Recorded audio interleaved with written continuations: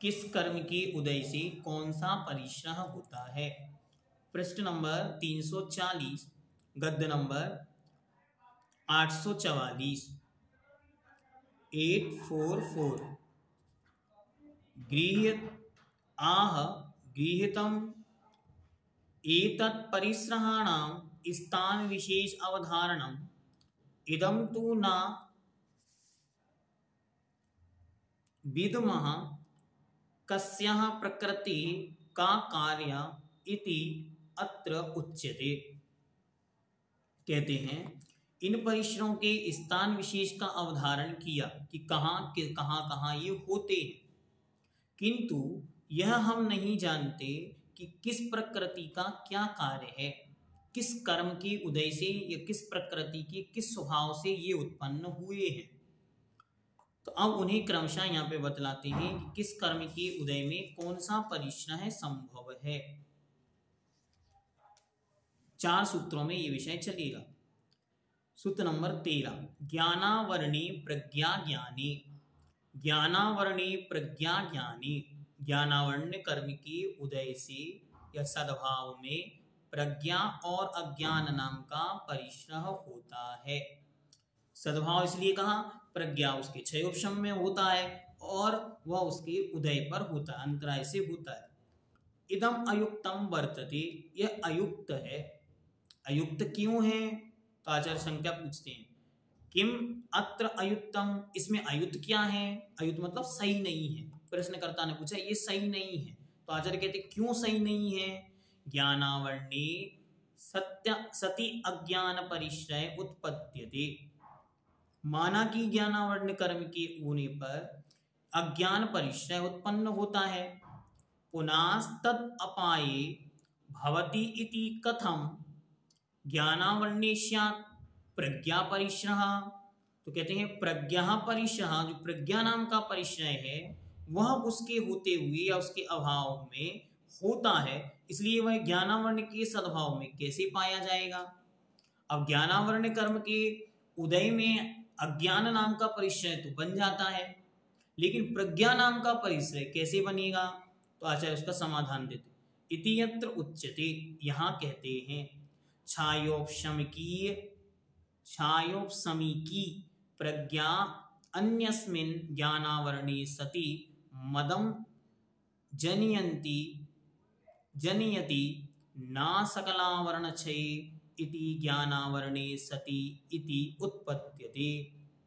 छायोपशम की प्रज्ञा, जो क्षयोपशम के निमित्त से उत्पन्न होने वाली प्रज्ञा है, वह अन्य ज्ञानावरण के होने पर मद को उत्पन्न करती है, अभिमान को बढ़ा देती है, घमंड को उत्पन्न करती है, समस्त ज्ञानावरण के क्षय होने पर नहीं। इसीलिए ज्ञानावरण के होने पर प्रज्ञा परिश्रय होता है, यह कथन बन जाता है। यदि संपूर्ण ज्ञान हो गया है, केवल ज्ञान, तब तो उनके प्रज्ञा नाम का परिश्रय नहीं होगा, लेकिन जब तक क्षयोपशमिक ज्ञान है तब तक वह प्रज्ञा ज्ञान का क्षयोपशम मद का घमंड का कारण बन सकता है, बन जाता है। पुनः अपरयो परिश्रयो प्रकृति विशेष निर्देशार्थम आह। और अब जो शेष बचे हुए अन्य रूप परिश्रय हैं उनके विषय में कहते हैं, उनकी प्रकृति विशेष को बतलाने के लिए कहते हैं। सूत्र नंबर 14, दर्शन मोह अंतरायो रदर्शना लाभौ। कहते हैं दर्शन मोह और अंतराय, इन दो कर्मों के उदय से सद्भाव में क्रम से अदर्शन और अलाभ नाम का परिश्रय होता है। दर्शन मोह की सद्भाव में अदर्शन होता है और अंतराय की सद्भाव में अलाभ नाम का परिश्रय होता है। दर्शन मोह अंतरा, अब इसको आगे विस्तार करते हैं। यथा संख्यम अभिसंबंध, इन्हें संख्या के अनुसार इनका संबंध जानना चाहिए। कैसा? तो कहते हैं दर्शन मोहे अदर्शन परिश्रहो, दर्शन मोह के सद्भाव में दर्शन अदर्शन परिश्रय होता है, और लाभांतराय अलाभ परिश्रह इति, और लाभ अंतराय के सद्भाव में जब तक लाभ अंतराय का सद्भाव है तब तक अलाभ परिश्रय होता है, लाभ नहीं होता, वस्तु की प्राप्ति नहीं होती। इसका यहाँ पे आदरणीय पंडित जी सामने विस्तार किया है, सो हम सब इनके विस्तार को अलग से देखेंगे, ठीक है, कि इनने क्या क्या विशेषण में विशेषताएं बतलाई हैं, उन सब विशेषताओं को हम बाद में अलग से देखेंगे। अभी हम मूल पढ़ते। आगे प्रश्न नंबर 341, आह यत आद्ये मोहिनी भेदे एकः परिश्रः अथ द्वितीयस्मिन् कति भवन्ति इति यत् उच्यते। दर्शन मोह नाम के मोहिनी कर्म से उत्पन्न होने वाले एक भेद को तो आपने बतला दिया कि दर्शन मोह के सद्भाव में अदर्शन नाम का परिश्रय होता है, लेकिन दर्शन मोहिनी का अन्य जो द्वितीय भेद है चारित्र मोहिनी, उससे क्या क्या होता है उसे यहाँ पे बतलाते। सूत्र नंबर 15, चारित्र मोहे नाज्ञारति स्त्री निषिद्या क्रोश याचना सत्कार पुरस्कारः। चारित्र मोह के सद्भाव में नाग्न अर्थात नग्नता, अरति अच्छा नहीं लगना, स्त्री निषिद्या बैठना, आक्रोश गुस्सा, याचना और सत्कार पुरस्कार परिश्रह होते हैं। 848 नंबर गद्य। पुनवीद उदयादि निमित्तत्वात् नागनादि परिश्रहाणां मोहोदय निमित्तत्वं प्रतिपत्यामहे। निषिद्या परिश्रहस्य कथं तत्रापि प्राणीपीडा परिहारणार्थत्वात् मोहोदये सति प्राणीपीडा परिणामः संजायते इति।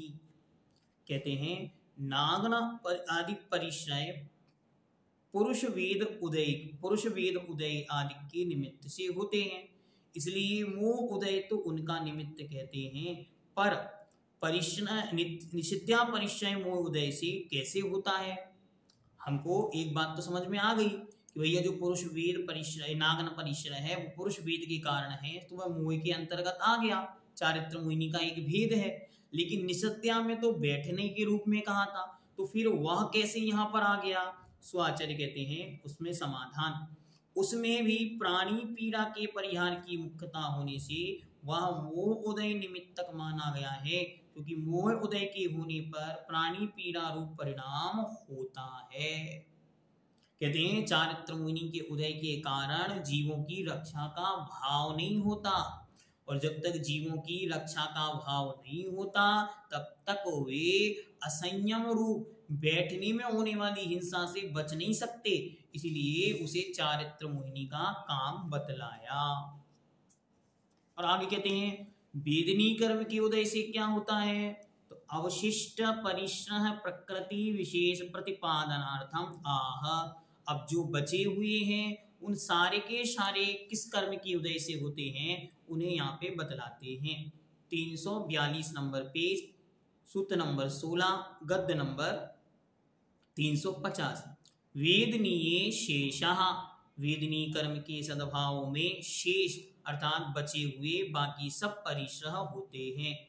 उक्ता एकादश परिश्रह, जो एकादश परिश्रह किनके, जिनेंद्र भगवान के कहे थे, एकादश जिन्हें वे सारे के सारे परिश्रय यहाँ पर जानने चाहिए। तेभ्यो अन्य शेषा वेदनीय सती भवन्ति इति वाक्य शेषः, उनसे अन्य शेष परिश्रय हैं वे वेदनी के सद्भाव में होते हैं। यहाँ भवन्ति यह वाक्य शेष है, जो वहाँ पे आचार्य ने कहा था ना, नीचे एक पंक्ति आई थी विशेष, आपको याद हो तो कल एक विशेष पंक्ति वहाँ पर आई थी, तो उन्होंने कहा था कल्पो ही वाक्य शेषो वाक्यम च वक्तरी आधीनम। तो उन्होंने कहा था वहाँ कुछ वाक्य शेष है, वो क्या वाक्य है, वह यह वेदनीय शेषः। ते पुनः ते वे कौन कौन से हैं, चुत पिपाशा शीतोष्ण दंशमशक चर्या सैया वध रोग तृण स्पर्श मल सत्कार पुरस्कार मल परिश्रह। पुनः एक बार देखें, क्षुत पिपाशा शीतोष्ण दंश मशक चर्या सैया बद रोग तृण स्पर्श मल परिश्रह। क्षुत भूख लगना, प्यास लगना, सर्दी गर्मी मच्छर आदि का काटना, चलना सोना, बध मारा जाना, रोग बीमारी, तृण स्पर्श कांटा आदि का चुभना और शरीर पर मल आदि, ये 11 परिचय वेदनीय कर्म के उदय से या वेदनीय कर्म के सद्भाव में होते हैं। इस प्रकार इनको जानना चाहिए।